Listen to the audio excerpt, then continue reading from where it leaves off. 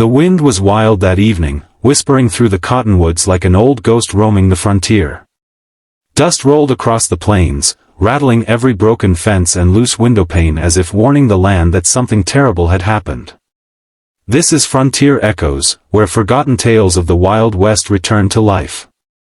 If you love stories carved out of grit, danger, and courage, saddle up and stay close, because today's story is one that shook the frontier to its core. It begins far out in the San Miguel Basin, where rancher Eli Maddox lived alone on 800 acres of land so wide it nearly swallowed him. Eli was a widower, his wife, Clara, had died 3 winters back, and the world hadn't felt right ever since.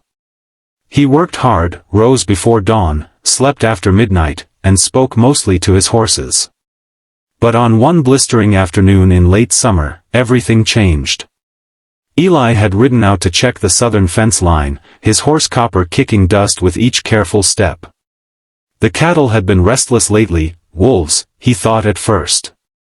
Maybe even rustlers.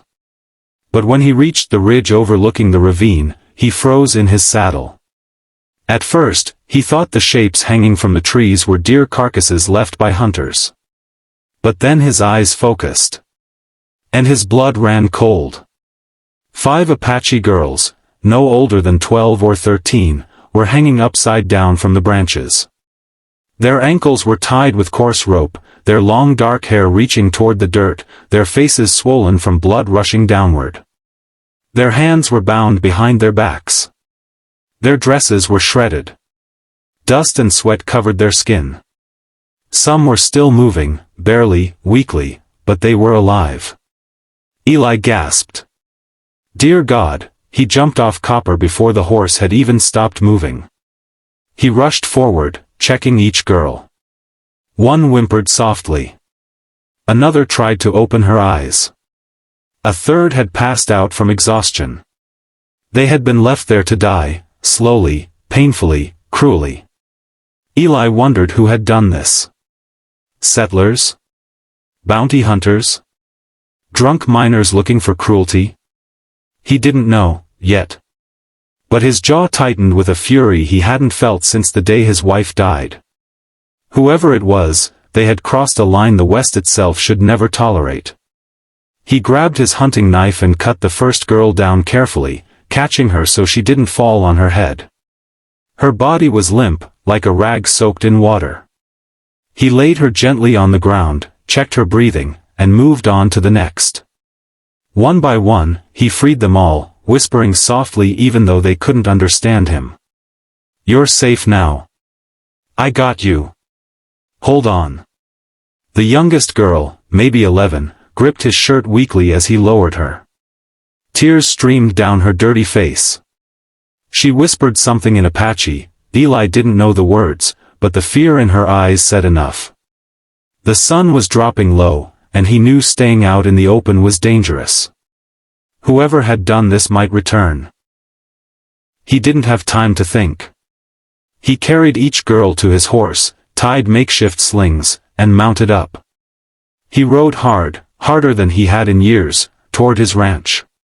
By the time he reached home, the sky was dark purple.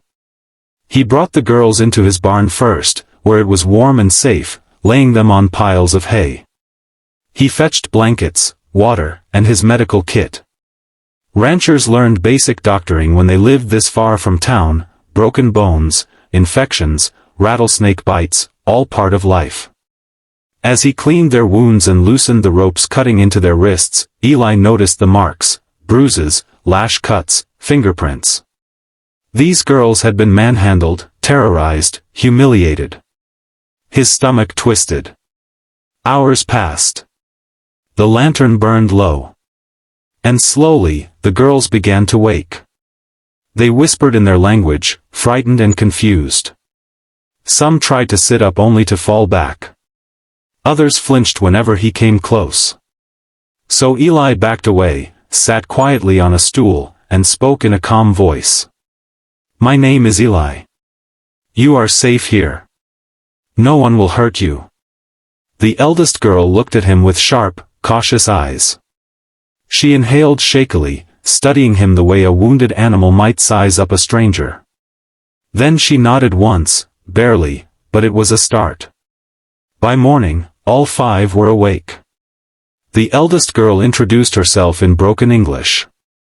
"I am Nalin." She pointed to the others, Taza, Chenoa, Alona, and small one, Sihu. Eli nodded gently. "Nalin, what happened to you?"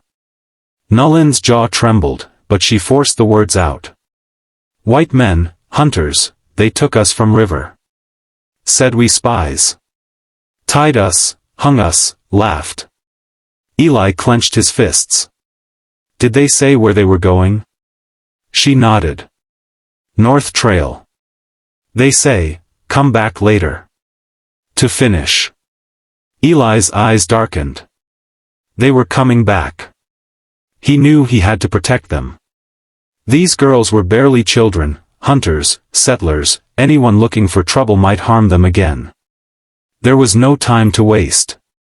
Eli fed them, gave them water, fixed splints and bandages where needed. The girls slowly grew stronger over the next hours. By noon, they could sit up and walk with assistance. That was when they heard the horses. 6 riders approached from the North Trail, dust clouds rising behind them. Eli looked out the window and felt rage ignite. He recognized 2 of the men, Boone Keller and Hank Mercer, notorious troublemakers known for provoking tribal groups and bragging about it afterward. Boone shouted from the yard. "Maddox! We saw your horse tracks. You find something out there?" Eli walked out onto the porch, door firmly shut behind him. "Depends," he said coldly. "You looking for trouble?" Boone grinned. "We're looking for what's ours. 5 Apache brats. We caught them spying on our camp. They were just gathering water," Eli snapped. "Children. And you left them to die." Boone spat into the dirt. "Should have finished the job. Give them to us. We'll take them off your hands." Eli stepped off the porch, one hand near his revolver. "They're not going anywhere." Hank Mercer tilted his head. "Now, Eli, nobody wants a fight. But you're protecting enemy kids. Folks in town won't like that." "I don't give a damn what town likes," Eli growled. "This is my land. You'll ride off now." Boone laughed. "Or what? You gonna shoot all 6 of us?" Eli didn't answer. He didn't need to. The fire in his eyes said plenty. The hunters drew their guns. And Eli drew faster. A crack of thunder split the air as Eli fired into the dirt inches from Boone's boots. The men jolted back. Eli's voice was like steel dragged across stone. "Next shot won't miss." For a long moment, no one moved. The riders stared, calculating. Boone's grin faded. Hank's hand trembled. One of the younger men swallowed hard. Finally, Boone scoffed. "Fine. Keep them. But you just made enemies." They wheeled their horses around and rode off, cursing into the wind. Eli exhaled shakily and went back inside. Nalin was waiting near the door. "You protect us," she whispered. He nodded.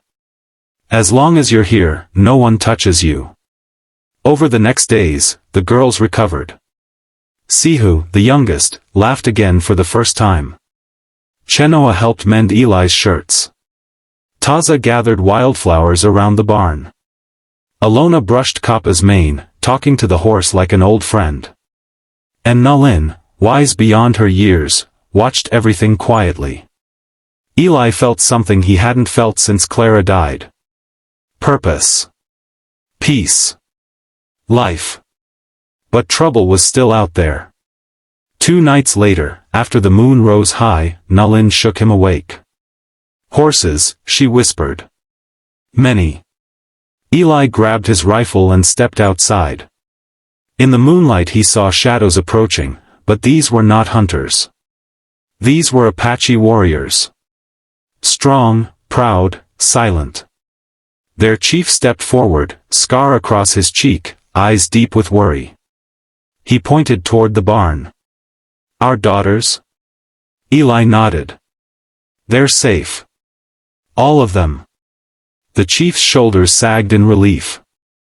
Inside the barn, the reunion was tearful. The girls rushed to their families. Mothers wept. Fathers knelt and held their daughters tightly. Even the stoic chief embraced Nalin, murmuring soft prayers. Then the chief turned to Eli. You saved 5 lives. You risk your own. Why? Eli swallowed, remembering Clara's gentle smile. Because no child deserves to die like that. And because someone I loved would have wanted me to. The chief stepped closer. You are a good man, Maddox. A brave man. But Eli shook his head. I'm just a man who couldn't stand by. The chief raised his hand in respect. The warriors did the same.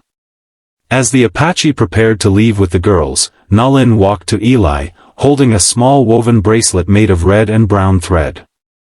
She tied it around his wrist. For courage, she whispered. So you remember us. Eli's throat tightened.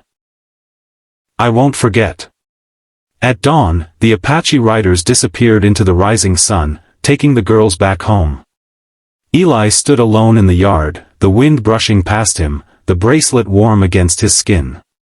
The world felt quieter now, calmer, as if the land itself thanked him. And somewhere deep in the wild frontier, a new bond had been forged, a bond of honor, courage, and humanity. The rancher who saved 5 Apache girls would be remembered in their tribe for generations. And Eli Maddox? He finally felt that Clara's spirit could rest, knowing he had done something good, something right, something brave. This is Frontier Echoes, bringing you lost legends of the untamed West. If you want more stories of courage, mystery, and humanity from the frontier, ride with us again. There are more tales waiting on the trail ahead.